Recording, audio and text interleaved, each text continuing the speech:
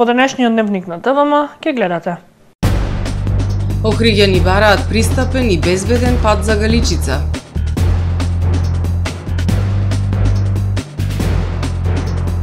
Запленети и уништени 366 кг месо и преработки од месо во угостителски објект во Охрид.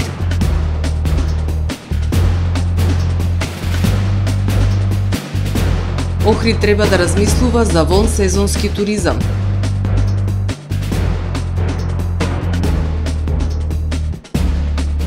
Минималната синдикална кошничка во ноември изнесува 62.000 денари.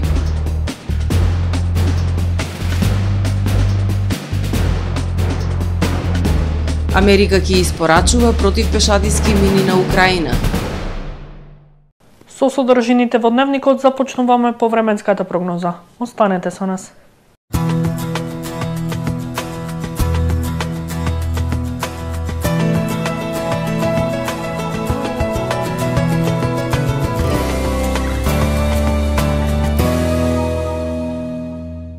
Во Охрид денес имавме умерено облачно и нестабилно време со повремени врнежи од дожд и максимална дневна температура до 14 степени Целзиусови. Во четврток над Европа активни ќе бидат два силни циклонски системи кои што ќе условуваат нестабилно време со врнежи од дожд и снег, кои што ќе бидат пропратени со засилен ветер со удари до 100 км на час и со продор на студена воздушна маса. Поројни врнежи се очекуваат во Франција, во областа на Алпите се очекуваат обилни врнежи од снег. Стабилно време со надпросечни температури се очекува на Пиринејскиот полуостров. На Балканскиот полуостров утре ќе превладува умерено облачно време со сончеви периоди. Ќе биде ветровито и студено, во јужните и источните предели врнежи од дожд, а на планините врнежи од снег. Максималните дневни температури ќе се движат во интервал од 5 до 15 степени. Во Македонија во текот на ноќта, четврток кон петок и во петок во утринските часови ќе преовладува умерено облачно и нестабилно време со врнежи од дожд, над 1200 метри со врнежи од снег. Во предпладневните часови врнежите ќе престанат и ќе настапи постепено разведрување. Ќе дува силен југозападен ветер кој што некаде ќе достигне брзина до 60 км на час.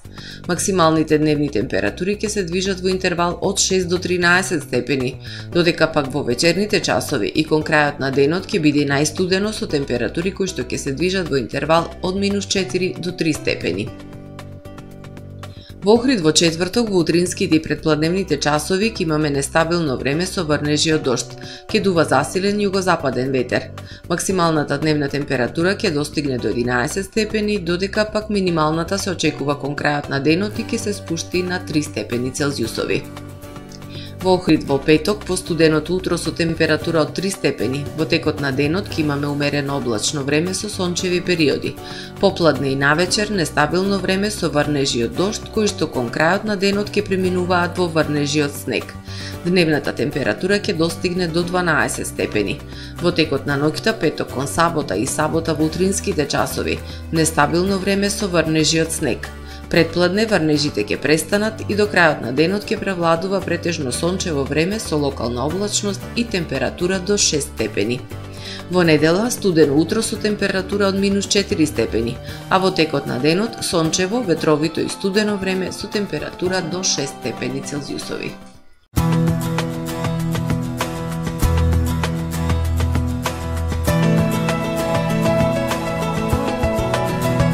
Гледавте Метео на ТВМ во соработка со Трпе Инвест.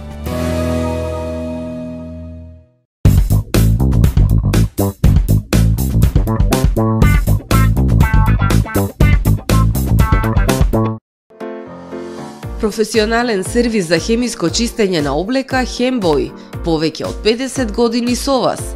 Единствени во регионов работиме со dry cleaning или суво чистење. Не дозволувајте импровизации со вашата деликатна облека.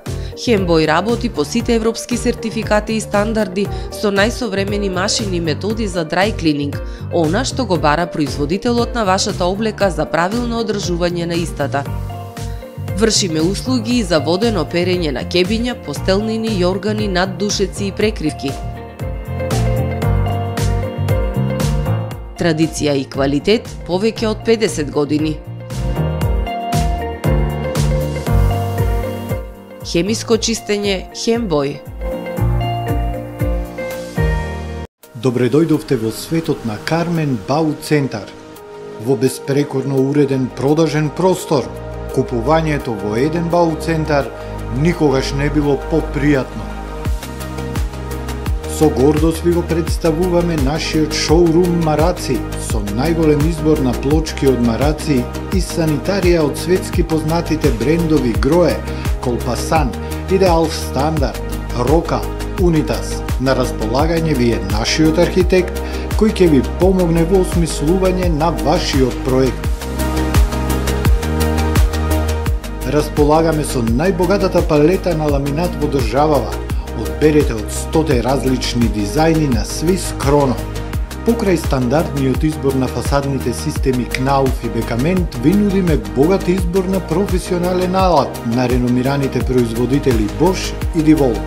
Кармен Бау Центар на улица Железничка. Тамаро е 25 години охридски водички лидер и препознатлив бренд. Обуките од менаџерскиот тим се доказ за максимална посветеност кон вработените. Тамаро Холдингот се грижи за организацијата и на време од пренесените информации кои отсликуваат тимската работа. Секој успех на вработениот е успех и на компанијата. Маркетите располагаат со производи со висок квалитет од секакви брендови по одлични цени. Вкусните печива од Анабела пекарата се веќе омилен појадок на многу потрошувачи во Охрид. Анабела кујната услужува голем број на потрошувачи и компании.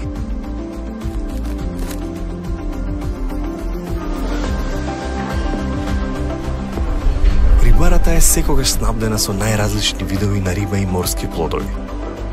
А месарниците располагаат со свежо месо и месни производи во секое време. Уживајте во својот охридски домаќин. Тамаро, повеќе од маркет.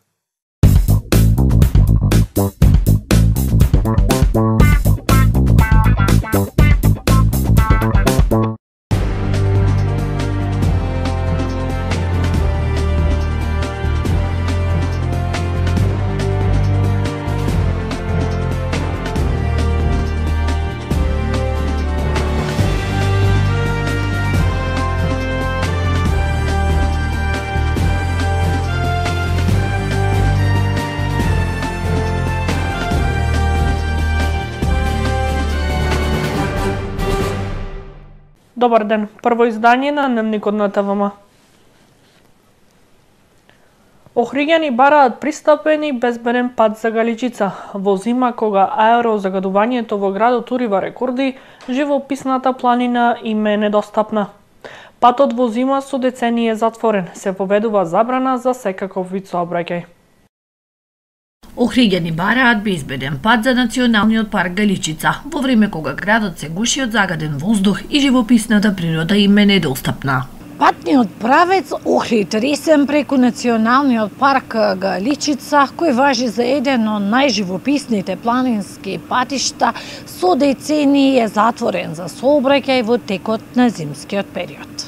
Пристапен е само до местноста корита, но и тоа е ризик бидејќи е небезбеден. Нема банкини, сигнализација, заштитни мрежи, често има одроди и е широк само 5 метри. Тоа најубавото нешто Галичица, најчист воздух, најубаво да се надишиш, да се да прошеташ понеделок кога сме празни, да речем кога е. А не зимава не моме дојме. Имат одрони, тоа треба самата држава да преземат ингеренции. Многу е добро да биде отворен патот за да немаме загадување. Срамота е странци за нас, Охриѓани, други од Македонија. Срамота, треба во секое време. Тие допки, тие таму нечки дека се направи некои одморалишта, некои станици да седнат, да застанат туристите. Убаво е да има проток. Галичица е преубав парк. Треба да биде отворен, тие треба да знаат дека народот кој пешки со кола, така да биде малце природа. Со затворањето на патниот правец кон Галичица се зголемува ризикот за оние кои не се откажуваат од планината. Најголем број од интервенциите на планинската спасителна служба се врз заглавени возила и завејани лица, токму во Националниот парк. За жал, најчесто интервенуваме на заглавени возила, иако апелираме да луѓето да ги почитуваат сообраќајните знаци, бидејќи патниот правец, за жал, ќе речам, и ние би сакале да е отворен, меѓутоа е затворен за сообраќај, има поставено соодветна сигнализација и секое непочитување на оваа сигнализација е пред се прекршок, а понатаму загрозување на личната безбедност. Охридскиот регион е далеко од развој на планински туризам. Многуте проекти останаа само на хартија. Пред повеќе од 40 години патот се одржувал, а Галичица била главен излетничко-рекреативен центар за локалното население. Минималната синдикална кошничка за ноември изнесува 62.021 денар. Споредно со претходниот месец, таа е зголемена за 772 денари. Вредноста на синдикалната минимална кошница за месец ноември годинава изнесува 62.021 денар, информираат од Сојузот на синдикати на Македонија. Со изнајмен стан од 60 квадрати за месец ноември, кошницата изнесува 77.396 денари.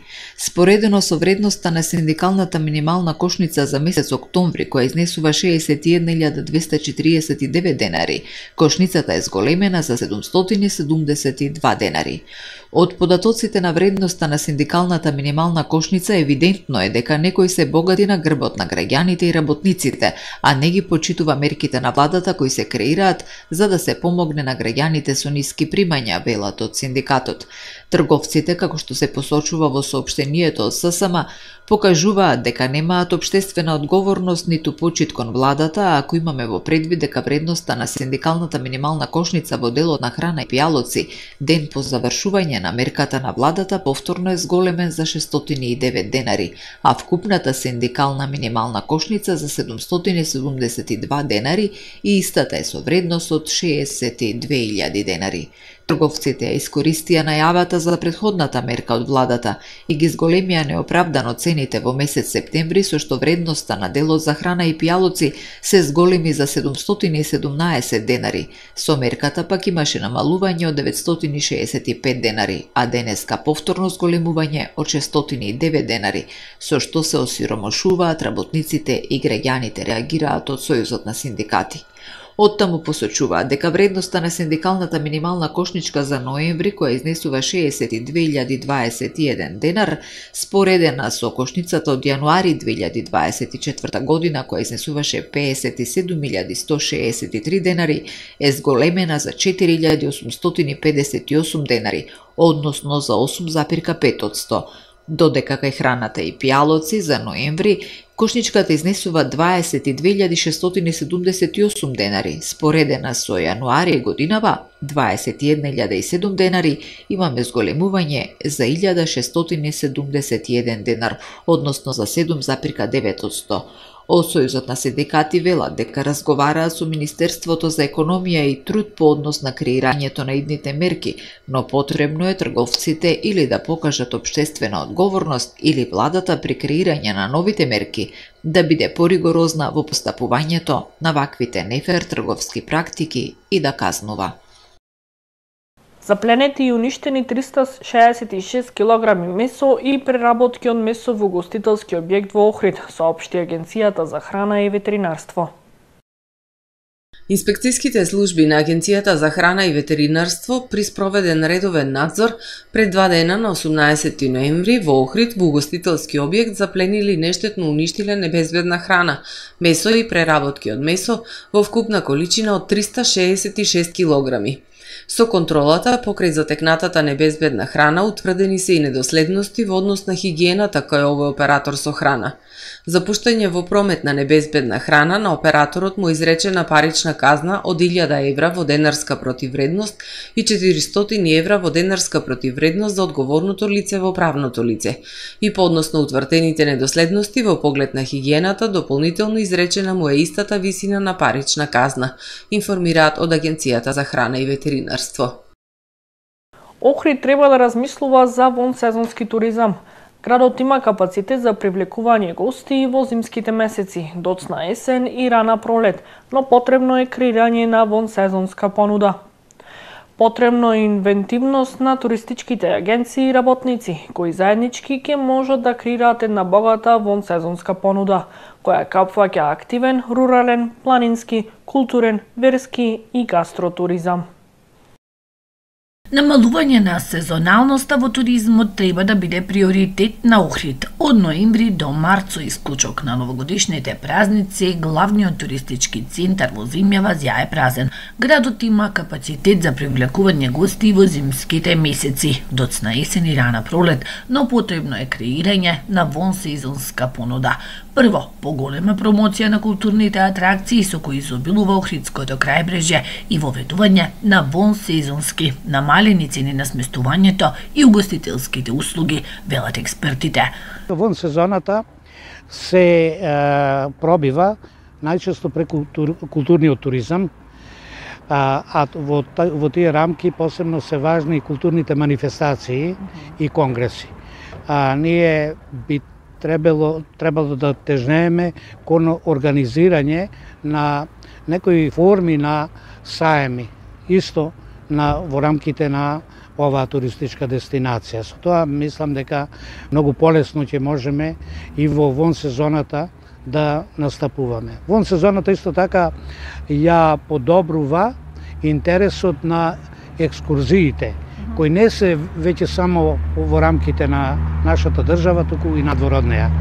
Тоа дава исто така една перспектива. Потребно е инвентивност на туристичките агенции и работници кои заеднички ќе може да креираат една богата вонсезонска понуда која ќе опфаќа активен, рурален, планински, културен, верски и гастротуризам. Ние имаме доста донации во игралиштата за активен туризам. Меѓутоа, многу имаме пропусти во смисла на одржување, така што мислам дека на тој план треба повеќе да се земе. Тоа е понудата, понатака дисперзијата на туристите подразбира да отвориме такви некои паркови, тие стојат во стратегијата за развој на туризам, надвор од самото јадро на посетата на оваа дестинација. Експертите изминатава летна сезона ја оценуваат како исклучително успешна. Гости имаше од април па се до крајот на октомври. Црногорскиот амбасадор Миланич во прва официјална посета на општина Охрид. На средбата со градоначалникот Пецаков се разгледувала и можноста за директна авиолинија Подгорица Охрид. Новоименуваниот амбасадор на Црна Гора во Република Македонија Зоран Милањик во придружба на црногорскиот конзул Миодраг Андријашевиќ денеска беа во прва официјална посета на општина Охрид.